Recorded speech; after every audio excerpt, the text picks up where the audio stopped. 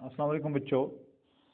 تو بچوں ہم نے کل پڑھا تھا زعفران کا آدھا حصہ، تو آج اس کا سیکنڈ حصہ ہم پڑھیں گے. سیکنڈ پارٹ 8th کلاس کا ہے. تو بچوں جیسے کہ زعفران کو بادشاہوں کا پھول سمجھا جاتا ہے، زعفران کو بادشاہوں کا پھول سمجھا جاتا ہے.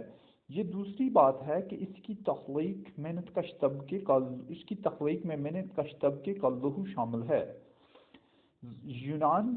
یونانیوں کے یہاں زعفران کے رنگ کو شاہی رنگ سمجھا جاتا ہے. ہندو کے یہاں بھی زعفران کے تلک کو مقدس سمجھا جاتا ہے. زمانے قدیم میں زعفران کا تصور وادی کشمیر سے الگ نہیں کیا جاتا تھا.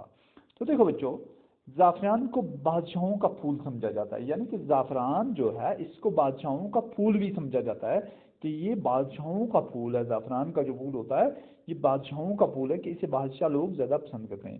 یہ دوسری بات ہے کہ اس کی تخلیق میں محنت کش طبقے کا لہو شامل ہے. یہ الگ بات ہے بچوں کہ جو اس کی تخلیق ہے، جو اس کو ہم اس کی کھیتی باڑی کرتے ہیں، جو اس کو کماتے ہیں، اس کو پیدا کرنے میں جو محنت کش طبقہ ہے، جو ہمارے کسان لوگ ہیں، ان کا لہو بھی شامل ہے. بچوں لہو کہتے ہیں خون کو، کہ ان کا خون بھی اس میں شامل ہوتا ہے کہ اتنی محنت کرنی پڑتی ہے، اس میں اتنی محنت کرنی پڑتی ہے کہ خون پسینہ کر کے پھر اس کی تخلیق کی جاتی ہے.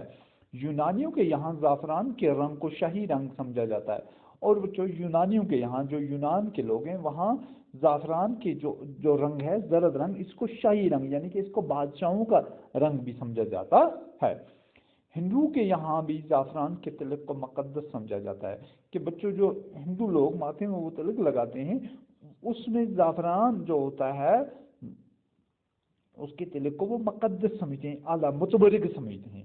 زمانے قدیم میں زعفران کا تصور وادی کشمیر سے الگ نہیں کیا جاتا تھا کہ قدیم زمانے میں، پرانے زمانے میں زعفران کا جو تصور تھا یہ وادی کشمیر سے الگ نہیں تھا، یعنی کہ اس کی جو کھیتی ہوتی تھی یہ صرف وادی ہی کشمیر میں ہوتی تھی، باہر یہ نہیں ہوتا تھا.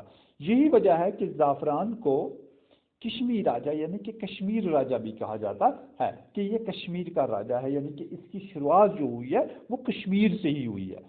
زعفران کی خوشبو سے یونان کے دربار تھیڑے اور حال مہک اٹھتے تھے کہ یونان کے لوگ زعفران کو اتنا استعمال کرتے تھے کہ ان کے ہر ایک محفل میں، ہر ایک پارٹی میں زعفران استعمال ہوتا تھا. تو اس وجہ سے اس کی خوشبو سے ان کے ہر ایک دربار تھیڑے حال مہک اٹھتے تھے، یعنی کہ ان میں زعفران کی مہک بھرپور آتی تھی، اس کی خوشبو آتی تھی کہ وہ اپنے ہر چیز میں اس کا استعمال کرتے تھے.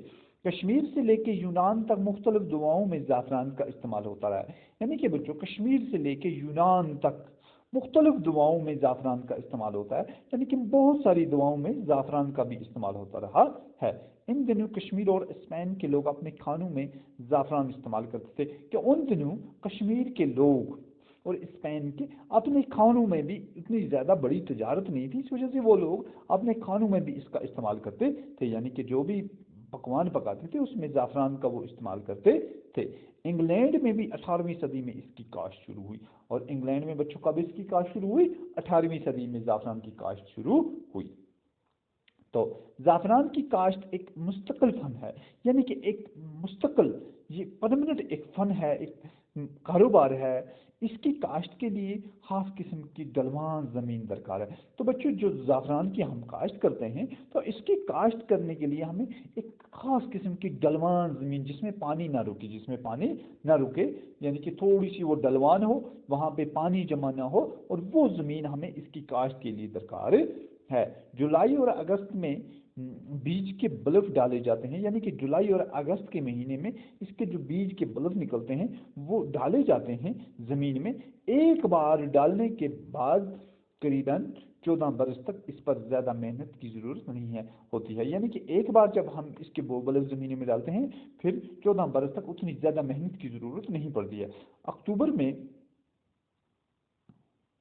پھول نکل آتے ہیں کہ اکتوبر کے مہینے میں اس کے پھول نکل آتے ہیں، اس کا جو پودا ہوتا ہے اس سے پھول نکل آتے ہیں، پھر ایک خوبصورت باغ ہماری نگاہوں کے سامنے ہوتا ہے. تو بچوں جب اس کے پھول نکل آتے ہیں، اس پوری کھیتی میں پھول ہی پھول ہوتے ہیں، تو بڑا ایک خوبصورت، ایک دلکش منظر ہمارے آنکھوں کے سامنے پیش ہوتا ہے، یعنی کہ وہاں پہ پھر نظارہ ہی اور ہوتا ہے.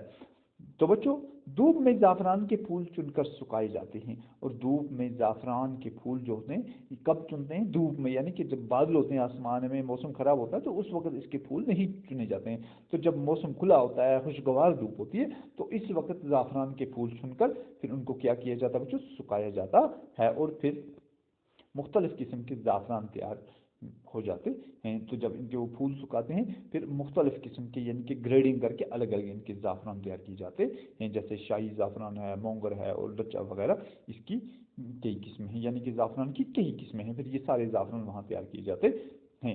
ہندوستان میں ہر قسم کے زعفران کی مانگ ہوتی ہے، یعنی کہ جتنے بھی قسم کی زعفران ہیں، جتنے بھی ان کی اقسام ہیں، ہر ایک اقسام کی ہندوستان میں زعفران کی مانگ ہے۔ اس بڑھتی ہوئی اس مانگ کی وجہ سے کشمیری زعفران کی تجارت بڑھتی جا رہی ہے، کہ وہاں پہ اس کی ڈیمانڈ جو ہے وہ بڑھ رہی ہے۔ تو جب بڑھتی ہوئی ڈیمانڈ کسی بھی چیز کی ہوتی ہے بچوں، مانگ زیادہ ہوتی ہے، مارکیٹنگ زیادہ ہوتا ہے، تو اس کی تجارت بھی بڑھ جاتی ہے۔ تو اسی وجہ سے جو کشمیر کا زعفران ہے، اس کی ڈیمانڈ جو ہے وہ بہت بڑھ گئی ہے، اس کی مانگ جو ہے بہت بڑھ گئی ہے، تو اس وجہ سے کشمیری زعفران کی تجارت بھی بڑھتی جا رہی ہے، دن سے دن اس کی تجارت بڑھتی جا رہی ہے، کیونکہ اس کی کافی ڈیمانڈ ہے۔ کشمیر میں زعفران کی کاشتکاری کو بڑے پیمانے پر فروغ دینے کے لیے مرکزی و ریاستی حکومت نے کئی منصوبے تشکیل دیے ہیں، یعنی کہ کشمیر میں زعفران کی جو کاشتکاری ہے اس کو بڑے پیمانے پر فروغ دینا، یعنی کہ اس کو بہت بڑے پیمانے پر فروغ دینا، اس کو بڑھانا، اس کے لیے ہماری مرکزی سرکار بھی اور ہماری ریاست کی جو سرکار ہے انہوں نے بھی کئی منصوبے تشکیل دیے ہیں، یعنی کہ کئی منصوبے بنائے ہوئے ہیں کہ کسی نہ کسی طرح سے کشمیر کا جو زعفران ہے اس کی کاشت بڑھنی چاہیے، کاشت اس کی زیادہ بڑھنی چاہیے۔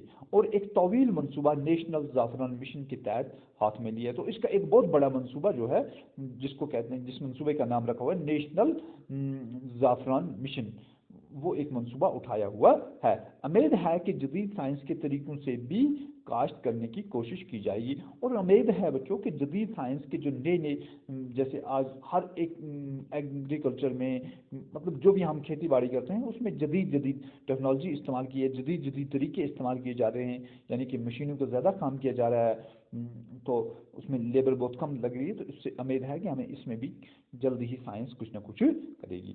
تو بچوں کالی داس نے شروع میں آپ نے پڑھا اپنی نظم میں زعفران کے حسن کو جس خوبصورتی سے بیان کیا ہے، یعنی کہ اس نے اپنی نظم میں اپنی کتابوں میں کالی داس نے زعفران کے حسن کو جس خوبصورتی سے بیان کیا ہے، اس کی اصلی خوشبو تمام دنیا میں پھیل جائے گی، اور جتنے بھی لوگ اس کی وہ نظم پڑھیں گے، اس کی کتاب پڑھیں گے، تو وہ زعفران کی خوشبو اس کے پڑھنے سے پوری دنیا میں پھیل جائے گی کہ اس نے ہر جگہ اس کی اصلی اس خوشبو کو بیان کیا ہے، اس کی جتنی بھی تعریفیں ہیں وہ اس نے اپنی نظم میں بیان کی ہوئی ہیں۔ تو جو لوگ بھی اس کی نظم پڑھیں گے تو ان کو اس کی اہمیت، اس کی افادیت، اس کے قدروں کو پتہ چلتا ہے کہ زعفران کتنی اہم چیز ہے۔